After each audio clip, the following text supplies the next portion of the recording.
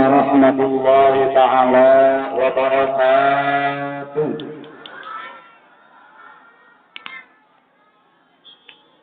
بسم الله الرحمن الرحيم. الحمد لله رب العالمين والعاقبة للمتقين ولا عدوان إلا على الظالمين.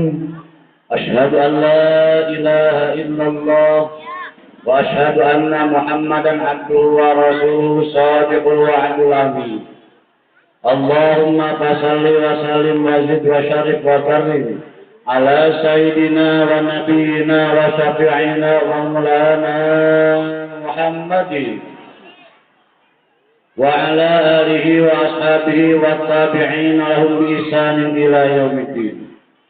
أما بعد فقد قال الله تعالى في كتابه الكريم وهو أصدق القائلين تبركا بذكره. أعوذ بالله من الشيطان الرجيم. بسم الله الرحمن الرحيم. يا عبادي الذين آمنوا إن أرضي واسعة فإياي فاعبدون. أي إذا لم تصل لكم عبادة في بلدة ولم يتيسر لكم إظهار دينكم فهاجروا إلى حيث يتماشى لكم ذلك. قال رسول الله صلى الله عليه وسلم من فر بدينه استوجب الجنة ولو شبرا. صدق الله العظيم وصدق رسوله النبي الحبيب الكريم ونحن على ذلك من الشاهدين والشاكرين والحمد لله رب العالمين.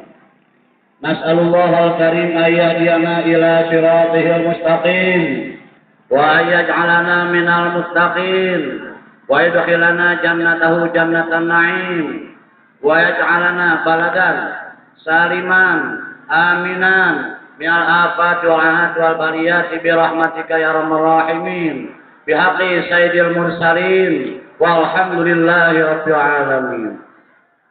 Al-Mukarramun, para alim ulama, saya tidak bisa menyebutkan namanya satu persatu, tapi tidak mengurangi rasa hormat saya.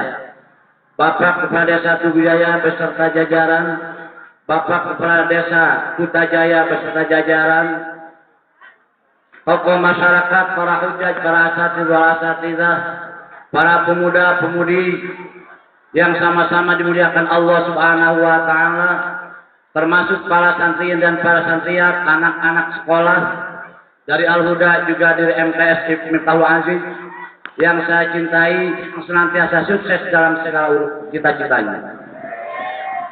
Puji dan syukur mari kita panjatkan kepada Allah Subhanahu wa taala yang telah memberikan nikmat kepada kita, nikmat sehat walafiat, nikmat panjang umur, terlebih-lebih nikmat iman dan Islam, sehingga pada malam hari ini tepat 1 Muharram 1436 Hijriah kita telah sama-sama berkumpul di lapang Desa Tugujaya dengan memeriahkan hari kebesaran Islam, peristiwa besar Rasulullah Sallallahu Alaihi Wasallam, yaitu berhijrah dari Makkahul Mukarramah ke Madinatul Munawwarah. Salawat dan salam senantiasa tercurah limpahkan kepada junjungan kita Nabi besar Muhammad Sallallahu Alaihi Wasallam, kepada keluarganya, sahabatnya, serta kepada seluruh umatnya, dan mudah-mudahan rahmat Allah serta salam sejahtera Allah curahkan untuk bangsa dan negara kita, senantiasa di dalam ridha serta ampunan Allah Subhanahu wa taala, sehingga negara kita menjadi negara baldatun thayyibah wa rabbun ghafur. Amin ya Allah ya rabbal alamin. Hadirin kaum muslimin rahimakumullah. Rasulullah sallallahu alaihi wasallam hijrah dari Makkahul Mukarramah ke Madinatul Munawwarah bukan karena keinginan pribadi, bukan karena takut oleh musuh, tapi beliau mendapat instruksi dari Allah Subhanahu wa taala. Karena keadaan kaum muslimin yang ada di Mekah, Rasulullah sendiri sudah terjepit oleh kaum kafirin Quraisy. Maka oleh karena itu Rasulullah Sallallahu Alaihi Wasallam mendapat instruksi daripada Allah Subhanahu Wa Taala yang dijelaskan dalam surat Al-Ankabut ayat 57. Ya ibadiyalladzina amanu inna ardi wasi'ah fa iyaya fa'budu. Wahai hamba-hamba kami yang beriman, kepadaku kalian beribadah. Bahwa bumi kami ini adalah luas. Tugujaya saya sudah luas, Kutajaya sudah luas, tandanya luas, saya belum pinjak semua. Enggak, belum pinjak kan? Lapang ini saya belum pinjak baru sekarang nih. Oleh karena itu, mari kita muliakan Rasulullah SAW yang telah memperjuangkan Islam yang dimuliakan Allah Subhanahu wa taala, yang telah sayang kepada umatnya sehingga beliau berangkat dari Makkahul Mukarramah ke Madinatul Munawwarah yang begitu sulit, jauh. Jarak Makkah Madinah itu, Bu, Pak, kalau dilihat dari Syiaratul Nabi 500 km. Tapi kalau dilihat dari manasikul haji 475 km. Ditempuh dengan memakai unta. Maka oleh karena itu Rasulullah Shallallahu Alaihi Wasallam sebelum berangkat dari Makkahul Mukarramah, orang-orang muslimin sudah terdahulu berangkat. Abu Bakar telah berkata kepada Rasulullah, ya Rasulullah, kapan kita berangkat menuju Madinah? Maka Rasulullah menjawabnya, aku sedang menunggu perintah Allah Subhanahu wa taala. Yang lain sudah diperintah, tapi kami belum diperintah oleh Allah Subhanahu wa taala. Maka oleh karena itu, kami sedang menunggu perintah Allah Subhanahu wa taala. Maka keadaan kafir Quraisy pada waktu itu tepat tanggal 22 Safar mengadakan konferensi di Narun Nadwa. Ada 11 orang presidennya yang mengadakan konferensi tersebut adalah bagaimana caranya, karena umat Islam semakin menyebar, sudah sampai ke Madinah, dari Madinah sudah pada datang ke sini, bagaimana keadaan kita, kata kafir Quraisy.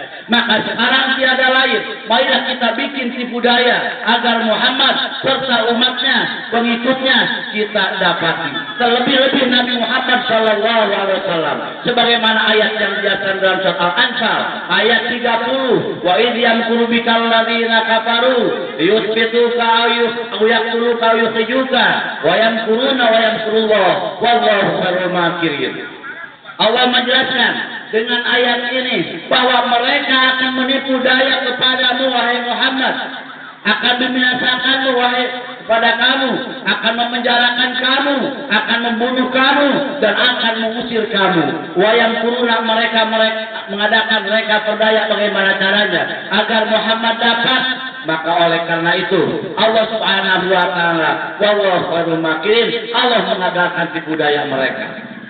Maka setelah kedengaran oleh Rasulullah Shallallahu Alaihi Wasallam pada pagi hari, Rasulullah berangkat ke Abu Bakar Siddiq, wahai Abu Bakar, bahwa mereka telah mengadakan konferensi, bahwa mereka telah mengadakan kata sepakat. Aku ini lagi dicari, kami ini lagi dicari, akan dibunuh, akan diusir, akan dipenjarakan. Bagaimana caranya? Maka mari kita sekarang sudah ada instruksi dari Allah untuk berangkat menuju Madinah. Kemudian Rasulullah Abu Bakar bersiap-siap, menyiapkan perbekalan dan lain sebagainya. Rasulullah pulang lagi ke rumah. Pada malam hari, tepat malam tanggal 23 bulan Safar waktu itu, maka Rasulullah Shallallahu Alaihi Wasallam sedang tertidur di rumahnya. Datang malaikat Jibril alaihissalam. Wahai Muhammad, bahwa kafir Quraisy sekarang sedang menginginkan rumahmu, sedang mengincar kamu. Bagaimana keadaan kamu sekarang? Maka kamu tiada lain harus berangkat malam ini juga ke Madinah. Maka begitu dilihat Rasulullah benar, bagaimana Rasulullah keadaan di rumahnya. Beliau adalah berdua dengan Sayyidina Ali bin Abi Thalib. Maka Sayyidina Ali dipanggil, wahai Ali, aku harus berangkat sekarang menuju Madinah. Sudah ada instruksi dari Allah melalui malaikat Jibril, karena di depan rumah, saking rumah sudah ada yang mengepung. Bagaimana kata Sayyidina Ali? Ya Rasulullah, silakan kau berangkat. Aku di sini. Bagaimana? Kamu takut gak? Aku tidak takut. Sekalipun aku sekarang terhunus, terbunuh, tapi nanti akan datang beribu-ribu nama Ali yang membela agamamu ya Rasulullah. Maka oleh karena itu Rasulullah Sallallahu Alaihi Wasallam berkata kepada Ali, wahai Ali, kamu tidur di tempat tidurku dan ini pakai selimutku. Aku sekarang mau keluar. Begitu mau keluar, malaikat Jibril datang lagi. Wahai Muhammad, ambil segumpal tanah. Ambil segumpal tanah. Bagaimana keadaan tanah? Ambil dari mana tanahnya? Dari tempat kediaman Rasulullah Sallallahu Alaihi Wasallam. Karena Rasulullah Sallallahu Alaihi Wasallam tempatnya adalah sederhana. mengambil sekepal pasir, lalu bacakan wahai Muhammad surah Yasin. Wa ja'alna min baini aydihim saddan wa min khalfihim saddan faghshaynahum fahum la yubsirun. Lalu pasir itu ditaburkan. Begitu taburkan semua yang ada di depan, di belakang rumah Rasulullah SAW, tertidurnya seperti batu. Kita bisa nggak kayak begitu? Mudah-mudahan ya, kita termasuk umat Rasulullah yang sejati, yang nanti mendapatkan syafaat dari beliau di hari kemudian. Malah mengharapkan kita itu ingin bersama-sama beliau masuk ke dalam surga, di bawah naungan beliau, di bawah pimpinan beliau, di bawah bendera beliau untuk masuk surga. Maka begitu Rasulullah berangkat langsung ke rumah Abu Bakar Siddiq, malam-malam langsung berangkat ke mana? Ke Jabal Sur. Masuk ke Jabal Sur, kata Abu Bakar Siddiq, ya Rasulullah, wahai Rasulullah, jangan kau duluan masuk ke dalam gua itu. Takut-takut di dalam gua ada binatang yang buas. Aku yang lebih duluan masuk. Kenapa? Bila aku meninggal juga tidak apa-apa, karena engkau adalah penerus agama, utusan Allah Subhanahu wa Ta'ala. Kalau engkau begitu masuk ke dalam gua ada binatang buas, lalu engkau ada didapati oleh binatang buas, bagaimana kelanjutan masalah agama ini? Maka Abu Bakar langsung ke dalam. Ada nggak yang perjuangkan seperti itu? Maka begitu Abu Bakar melihat lubang, di dalam gua itu ada lubang, lalu sorbannya disobek, yang sebelah untuk tutup lubang. Begitu sudah masuk dua-duanya, Rasulullah tertidur di pangkuan Abu Bakar Siddiq. Tertidur di pangkuan Abu Bakar Siddiq. Maka kata Rasulullah kata Abu Bakar Siddiq, ya Rasulullah, tidur engkaulah di pangkuanku. Maka karena lelapnya Rasulullah tidur. Begitu lagi tidur, Abu Bakar Siddiq tidak tidur, nangis prihatin karena kafir Quraisy yang sedang mengingkari bangkit daripada tidurnya. Bangun daripada tidurnya, mengejar. Begitu sampai di pintu gua, dengan kekuasaan Allah, dengan kehendak Allah, Allah membuat sarang laba-laba dan burung merpati bertelur di situ. Bagaimana Bakar Siddiq nangis? Bagaimana nangis? Karena takut di luar tidak ada musuh. Kalau saja kafir Quraisy itu adalah musuhnya, menengok saja sudah yakin kelihatan. Maka Allah Subhanahu wa Ta'ala ayat, la takhaf wa la tahzan innallaha ma'ana. Kamu jangan takut, kamu jangan prihatin, sungguhnya Allah Subhanahu wa Ta'ala yang menyertai kita. Maaf ya, bahasa Indonesia terus. Nah, protokol bahasa Indonesia. Timpul bahasanya, oke. Kita jaya campur. Kalau gado, namanya gado-gado mah.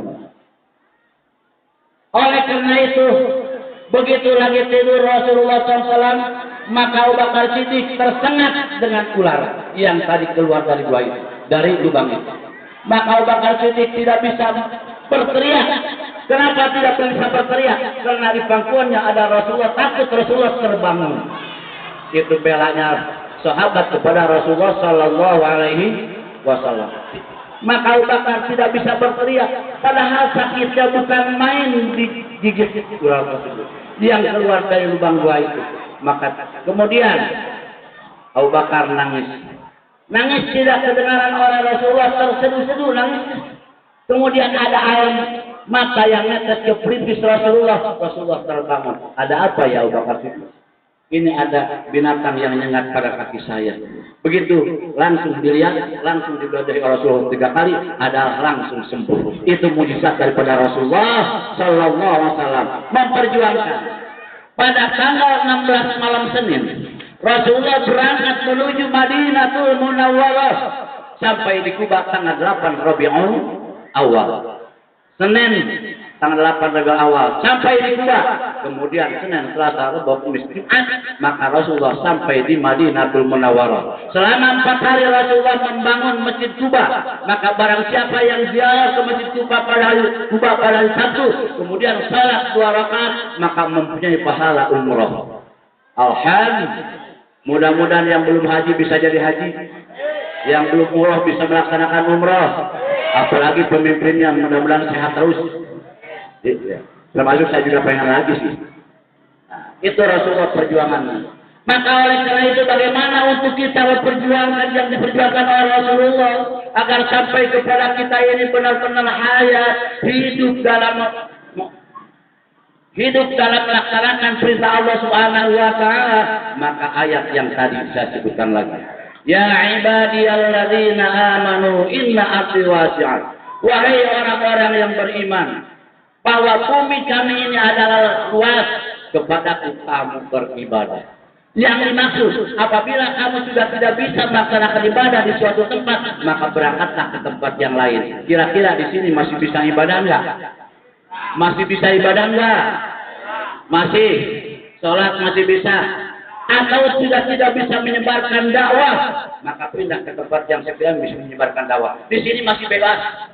Masih tenang, pengajian bulanan ada yang kemarin malam Kamis dilaksanakan, alhamdulillah, yang begitu banyak jemaahnya.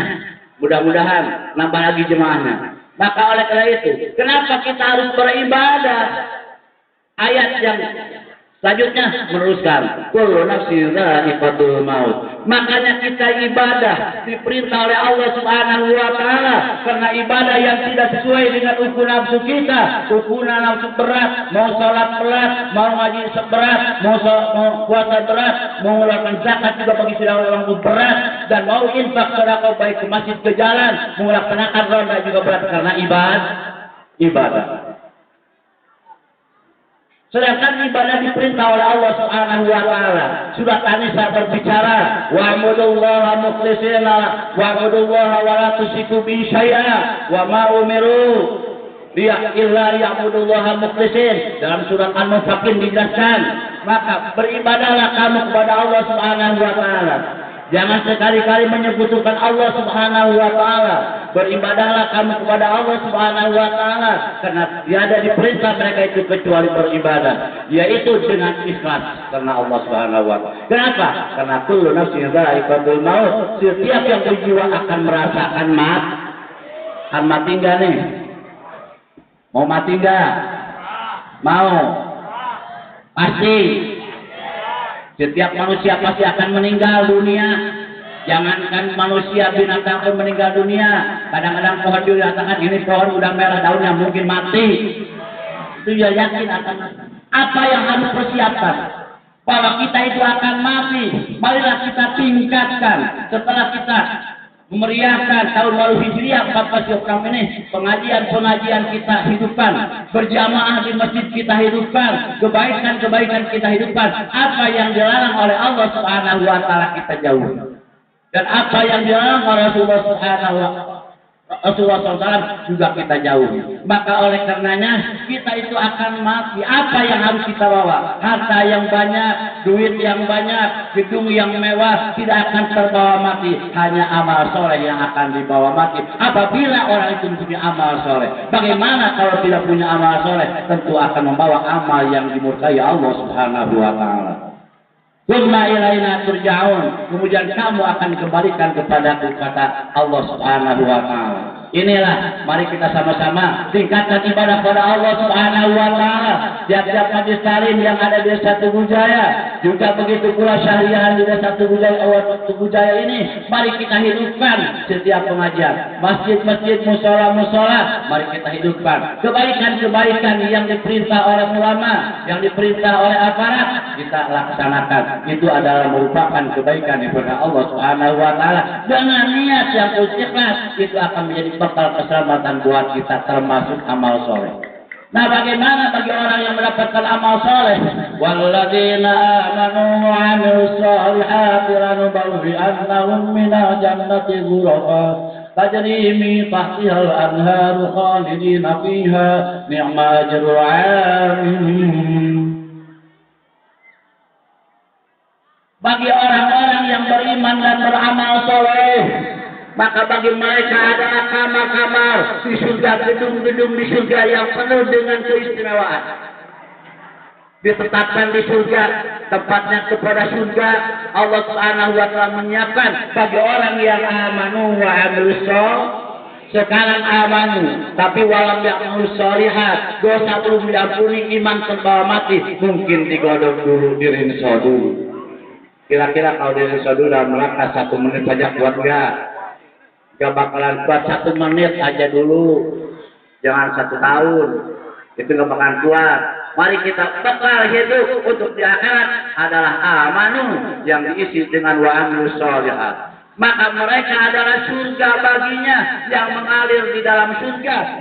Di pinggir-pinggir sungai yang dalam surga itu ada penuh dengan taman-taman dan buah-buahan yang sangat lebat, yang istimewa disiapkan bagi orang-orang yang beramal soleh. Mudah-mudahan semuanya ini kita tingkatkan kebaikan-kebaikan yang dari Allah Subhanahu wa taala, terutama kita ikuti apa yang diperintahkan oleh Rasulullah sallallahu alaihi wasallam, yang diperintahkan oleh Allah. Kita sebagai umatnya mudah-mudahan kita mendapatkan syafaat daripada Rasulullah. Mungkin hanya itulah yang sampaikan pada malam hari ini. Apabila ada kekurangan atau kehilapan atau kurang berkenan di hati Bapak Ibu Saudara masing-masing, mohon kiranya untuk itu maaf yang seluas-luasnya. Allahu Akbar. Allahu Akbar. Allahu Akbar. Subhanallah. Walhamdulillah. Wa la ilaha illallah. Wallahu akbar. Wa la haula wa la quwwata illa billahil azim. Wa assalamu alaikum warahmatullahi wabarakatuh. Waalaikumsalam warahmatullahi wabarakatuh.